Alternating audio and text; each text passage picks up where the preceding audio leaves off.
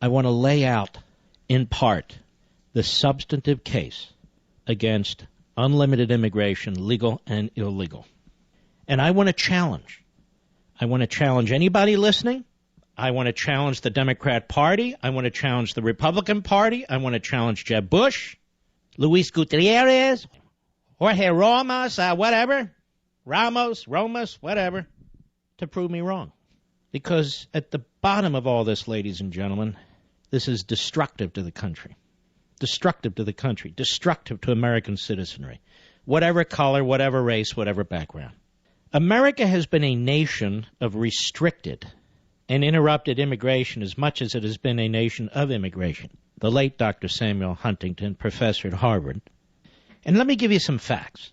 From 1901 through 1910, about 8.8 million people immigrated to the United States. The United States Census Bureau reports that between 1911 and 1920, there were 5.7 million immigrants, by the way, legal. Between 1921 and 1930, there were a little over 4 million immigrants. The 1930s through the 1970s experienced periods of immigration followed by integration and assimilation. About 500,000 individuals immigrated into the United States between 1930 and 1940. Between 1941 and 1950, a little over 1 million. Between 1951 and 1960, about 2.5 million. And between 61 and 70, some 3.3 million. So you can see, particularly from 1930 up till 1970, it was measured, it was gradual, assimilation had an opportunity to actually take hold. But it all changed in 1965 with the Hart-Celler Act, which turned it all upside down, which encouraged people from the third world who are poor, who are destitute, who are illiterate, to come into the United States, which instituted this chain migration, where people who are here in this country from foreign countries determine who comes here based on family relationships. And this was pushed by the notorious Ted Kennedy. So much damage that man did to this country. Today, there is no period of assimilation between immigration flows. None. It is a constant, massive flow. The flow of immigrants coming to America for more than 40 years has been unprecedented and uninterrupted, with no end in sight. In the last decade and a half alone, from 2000 through 2014, 14 million new permanent legal immigrants were admitted to the United States, in addition to the surge of millions of illegal immigrants. Now, that 2013 estimate from the Census Bureau puts the U.S. immigrant population at more than 41.3 million, or 13% of the total U.S. population, which is 316 million. So 41 million of 316 million, immigrant, legal and illegal. Between 2012 and 2013, the foreign-born population increased by 500,000 in 1 year. I'm building a case with facts that come from the federal government itself. So we can be clear that those who have microphones, those who get in front of the click cameras, those who are propagandists and so forth, they have no idea what they're talking about, or they're knowingly lying through their teeth. As of 2010, there were approximately 40 million legal and illegal immigrants residing in the United States, an increase of 28% from 2000, just in a 10-year period. 1 in 5 public school students, or over 10 million, almost 10.5 million, are from an immigrant home. It is further estimated that 28% of all immigrants in the United States are here illegally. Between 1970 and 2013, the estimated foreign-born population in the United States increased from 9.7 million to 41.35 million, an increase of 31,600,000 people, representing a percentage increase of 324.5% over 43 years. No country does this. The Census Bureau reports that 74% of those who have a bachelor's degree in science, technology, engineering, and math, commonly referred to as STEM, are not employed in their occupations. Now I'm getting into the consequences. The Census Bureau says 74% of those who have a bachelor's degree in science, technology, engineering, math, known as STEM, are not employed in those occupations. In the STEM-related industry, wages have remained flat, and they're hovering around their late 1990s levels. That means the salaries of professionals in these fields have not increased in the last 17 years. While salaries have not increased, the flow of guest workers has increased over the past decade and continues to rise. The annual inflows of guest workers amount to 1/3 to 1/2 the number of all new IT job holders. In 2012 to 2013, the other end of the spectrum, high school dropouts had an unemployment rate of 27.9%. The dropouts have been identified as the group, according to FAIR, who face competition for jobs most directly from illegal aliens.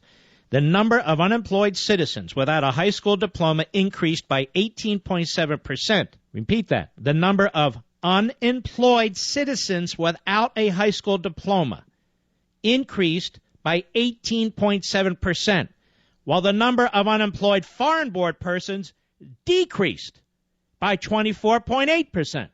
Despite the supposed economic recovery following the Great Recession, employers continue to favor illegal alien labor, despite millions of less educated Americans who are unemployed and seeking jobs. This is what's happening with our immigration system. The overall employment trend for citizens is a huge problem. 5.7 million more immigrants. 5.7 million more immigrants between the ages of 16 and 65 were working in the first quarter of 2014 than in 2000. Conversely, 127,000 fewer native-born citizens were working in the first quarter of 2014 than in 2000. So 5.7 million more immigrants between 16 and 65 working between 2000 and 2014, 127,000 fewer native-born Americans. Now, this is particularly jarring because during that same period, the total number of native-born citizens between the ages of 16 and 65 increased by more than 16.8 million. From 2000 to 2014, the population of the working age, 16 to 65, individuals grew by 25.7 million or 14%. Unemployment only grew by 4%. Employment only grew by 4%. So incredibly, while native-born citizens accounted for 66% of the total population growth from 2000 to 2014, immigrants have accounted for 100% of employment growth in this country. 100%. So the working age population in America is growing faster than jobs are being created, and the increasing supply of immigrants makes finding employment incredibly difficult. Let's continue. Overall job prospects for younger people, in this case individuals born between 1980 and 2000, are dreadful. Just 2 years ago, FAIR discloses that half of all unemployed workers were younger people, those between the ages of 16 and 34. Half of all unemployed workers. And by the way, this drive to increase the minimum wage makes it even worse. The Bureau of Labor Statistics, that's with the government, reports that labor participation rate for younger people between the ages of 16 and 19 in 2012 was 34.3%. Let me repeat that. The labor participation rate for teenagers trying to get part-time jobs is a third. In 2002, labor participation for civilians in this same age group was 47.4%, so it's going south. This BLS organization predicts that by 2022, just 7 years from now, only 27.3% of civilians between the ages of 16 and 19 will be working. In other words, a quarter, due in large part to our immigration policies. The labor participation rate for individuals between the ages of 20 and 24 was 71% in 2012. In 2002, it was 76.5%. By 2022, the labor participation rate for people 20 to 24 is going to drop to 67.3%. And Pew Research reveals that in 2012, 63% of those between the age of 18 and 31 had jobs, down from 70%. These statistics don't lie. And one other thing. The Heritage Foundation findings. You'll hear, well, these people are productive. They're going to contribute to it in taxes. On average, unlawful immigrant households receive over $24,000 a household in government benefits and services in 2010. By contrast, unlawful immigrant households on average paid only $10,000 in taxes. So unlawful immigrant households received $2.40 in benefits and services for each dollar paid in taxes. Now, I can go on and on. The case is overwhelming. That unbridled immigration, wave after wave after wave, which is what has taken place the last 50 years, is killing this country, fundamentally altering this country, creating more poor American citizens in this country. And to what end? That information, all that information, is in Plunder and Deceit on my chapter on immigration. But there's a lot more, because immigration is even more than that. It's about foreigners coming into the country, not assimilating, and it's about a federal government basically controlled by the left, almost in a monopolistic way, which does not want assimilation, does not want Americanization, because as Obama has said repeatedly, he and the left despise America. So we have people escaping failed cultures, escaping failed economic systems, escaping failed governments, coming into this country and bringing all three of those with them, and our country encouraging it. So this does affect jobs. This does affect the economy. It sure as hell affects your children and grandchildren. It affects our school systems. It affects law enforcement. Yes, it affects our healthcare system. It affects our entire country. Unbridled, wave after wave, immigration, legal and illegal. It's taken the country down. Big centralized government, utopian statism, leftism, whatever you wish to call it. The minimum wage, which destroys jobs for young people. They hold most of the minimum wage jobs. The degrowth movement, dressed up as an environmental movement, destroying businesses and industries and lifestyles. The disastrous debt, which is going to end ugly. This immigration issue. Never do we talk about American dreamers. Dreamers are said to be foreigners, their kids, but not American citizen children. And you see the disaster it creates for kids who drop out of high school or who go to college and get advanced degrees. Both ends. The usurpation of our constitutional system in order to advance the left's agenda. This confluence of events forced by the left, big government, is a disaster for our generation, for your children and your grandchildren. I want to go through one more time, and I've done it before many times.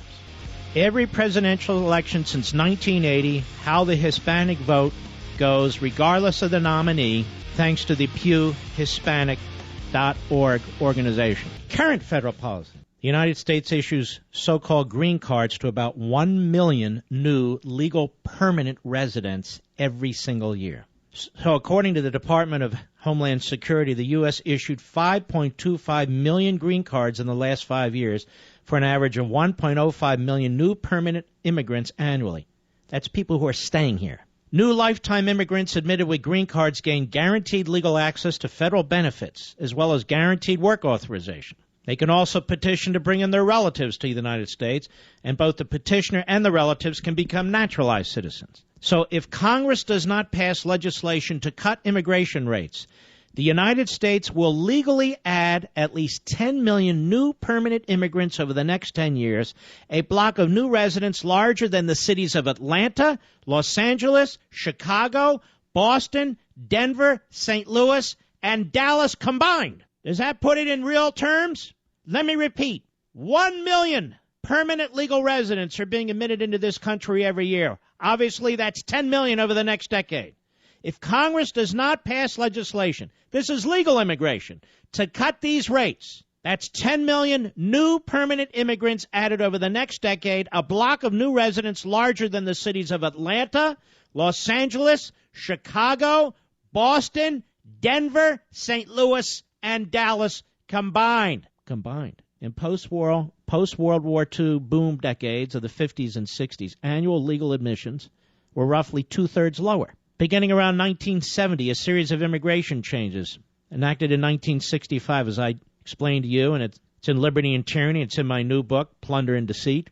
They began to take hold. And since that time, the foreign-born population of the United States has increased fourfold to well over 40 million in 2013. In some cities like Los Angeles and New York City, about 4 in 10 residents were born outside the United States. The share of prime-age men, 25 to 54 years old, who are not working, has more than tripled since the late 1960s. Since the turn of the century, the share of women without paying jobs has been rising too.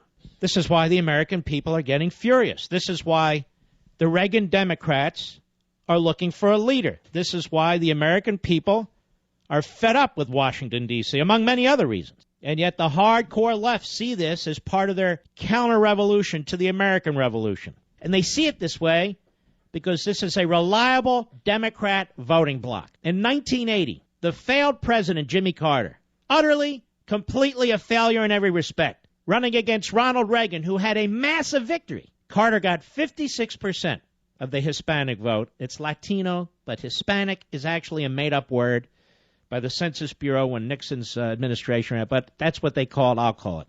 So in 1980, while Carter was going down to a historic landslide defeat, and Reagan was winning state after state in the Electoral College and the popular vote, Carter got 56% of the Hispanic vote, Reagan 35%. So Carter beat Reagan in the Hispanic vote by 21%. In 1984, when Ronald Reagan's popularity was through the roof, the economy was chugging along. Our foreign policy was pushing the Soviets back. He had one of the biggest landslides in American electoral history. And when he was running in 1984 during his debate, one of them with Walter Mondale, he said he supported amnesty. And in 1986, we had amnesty. Do you know Walter Mondale, in a historic defeat, got 61% of the Hispanic vote, Ronald Reagan 37%, for a differential of 24%? Michael Dukakis, running against George H.W. Bush, the kinder and gentler, and all the Bushies running around, the Pete Wainers and the Michael Gersons, the Karl Roves and all the rest of them, feckless. Dukakis got 69% of the Hispanic vote. George H.W. Bush got 30%, a differential of 39%. Do you know George H.W. Bush won California? Oh, I know. In less than 30 years, this has occurred. Let's go to 1992. Bill Clinton running against George H.W. Bush. Bill Clinton got 61% of the Hispanic vote. George H.W. Bush, 25%, a 36% differential. But 1996, Bill Clinton did not get a majority of the popular vote, just under 50%. He got 72% of the Hispanic vote. Bob Dole got 21%, a 51% differential. 72%, those are Saddam Hussein numbers. 2000, George W. Bush, governor of Texas, said to be really, really good on this issue, better than any other Republican. He could appeal to Hispanics. Al Gore got 62% of the Hispanic vote. George W. Bush got 35%, a differential of 27%. 2004, John Kerry against George W. Bush. George W. Bush pushing his so-called comprehensive immigration reform. Kerry got 58% of the Hispanic vote. George W. Bush, 40%, a differential of 18%. That is a landslide loss in the Hispanic vote for George W. Bush. I know the Bushies are so proud of their 40%. 40% of anything is a loss. 2008, Barack Obama against John McCain. John McCain, Mr. Amnesty. John McCain, Mr. Open Borders, right? Obama got 67% of the vote. McCain got 31% of the vote, a 36% differential. My point is, it almost doesn't matter who the Democrats run. It almost doesn't matter who the Republicans run. As a group, immigrants today are different than immigrants 100 years ago. Immigrants today are different than immigrants 50 years ago. And the reason is simple. Number one, they're self-selecting because of chain migration. And number two, we have a massive welfare state. And you have to be a fool not to acknowledge that this is, among many, many people coming into this country, a primary reason. I said a primary reason. And those who are libertarians out there, especially those who have radio shows and so forth and TV shows and say, no. I would cite Dr. Milton Friedman, who made the case better than I. You cannot have a welfare state in open borders. You cannot have a welfare state in free immigration. 2012. Barack Obama versus Mitt Romney. Now, apparently Mitt Romney has appointed himself some kind of Republican kingmaker because now this guy Romney's a complete loser. Why is he a kingmaker? Well, he's not. He doesn't meet with conservatives, you'll notice. Obama got 71% of the Hispanic vote. Mitt Romney got 27%, a 44% differential.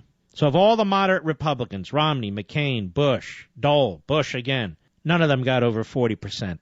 None of them. So if we continue to import people into this country, and I'm not just talking about Latinos, but people from the third world who come into this country. They're not assimilated. They're not Americanized. How do you think they're going to vote? You think they're going to sit there and study the Constitution? You think they're going to think about federalism, free market capitalism, which is foreign to their culture in many places, foreign to their experience in many places? Or do you think they're going to respond positively to people who keep telling them that they should get stuff like health care, like welfare benefits, like the earned income tax credit, just keep showering benefits on them? Who do you think they're going to vote for? Well, the Democrats know who they're going to vote for. So they seek to destroy this country so they can have permanent power. They don't care about the American culture. They don't care about the civil society. And the Republicans, they're even worse because they deceive and they lie. In order to get elected, they tell you one thing, then they do another because they're bought and paid for by big crony capitalists and donors and consultants. This is all a game for them. This is all inside baseball for them. This is a way to line their pockets with government subsidies. For the rest of us, it's real world. It has real effects. It has effects on our children and their schools. It has effects on our children and their job opportunities. It has effects on law enforcement and hospitals and their budgets and their capacity to do what they're supposed to do. There are two Americas in this country. There's the ruled, us, and our rulers. It was never supposed to be this way, but it is this way. And that's why I've spent the first 3 segments of my first hour, the first 45 minutes of this show, presenting you with overwhelming facts burped up by your own federal government to build the case against continuing this. I don't expect you to take notes. I don't expect you to memorize anything. Of course not. But I just want you to know whether it's this or the environment or the debt or entitlements or the minimum wage, national security, the Constitution, I've made the case for liberty, for prosperity, for law and order, for the Constitution, for security from our enemies. I've made the case in plunder and deceit. We need to make the case to our fellow citizens before this election. We're running out of time. I truly believe this. I believe the hour is short. So wherever we can, whenever we can, we need to try and make a difference. I'm not a Pollyanna. I don't think one election is going to turn things around. 10, 20 elections might. But we're now reaching a point where we're not going to be able to win elections for a multitude of reasons. As the left continues to feed off of our capitalist system as it destroys it, uses our liberty, what's left of it, our legal system, what's left of it, our Constitution, what's left of it, against us. We have got to make the case. There are many millions of you listening to this program. If you make the case to 1 or 2 people, just family members, your kids or grandkids, you will have done an important job.